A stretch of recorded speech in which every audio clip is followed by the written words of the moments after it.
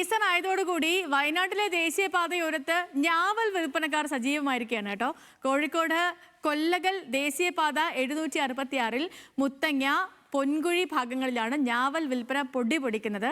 ഗോത്ര വിഭാഗക്കാരാണ് ഉൾക്കാട്ടിൽ നിന്ന് ഞാവലുകൾ ശേഖരിക്കുന്നതും വിൽപ്പന നടത്തുന്നതും. മറ്റ് തൊഴിലുകൾ കുറയുന്ന സമയത്ത് ഇവരുടെ ഒരു ഉപജീവന മാർഗം കൂടിയാണ് ഞാവൽപ്പഴ വിൽപ്പന. കാണാം. ദേശീയപാത 766 കല്ലൂർ മുത്തങ്ങ പൊൻകുഴി ഭാഗങ്ങളിലാണ് ഞാവൽപ്പഴ വിൽപ്പന പൊടിപൊടിക്കുന്നത്.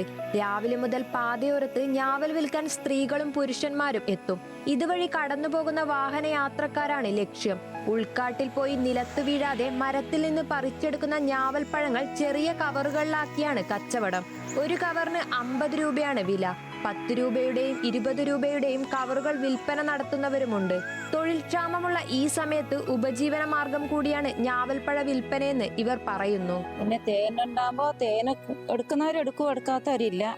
പിന്നെ അങ്ങനെ ജീവിച്ചു പോകുന്ന. പക്ഷേ ഈ വണ്ടിക്കാര് നാവൽപ്പഴം തന്നെ വാങ്ങുന്നവര് വാങ്ങാത്തവരുണ്ട്. ചെറിയ ആൾക്കാർ ഭീഷണിപ്പെടുത്തുന്നവരുണ്ടാവും. 10 റുപ്യ 20 റുപ്യ 30 റുപ്യ എന്നൊക്കെ പറഞ്ഞിട്ട് അങ്ങനെയൊക്കെ ചെയ്യൂ.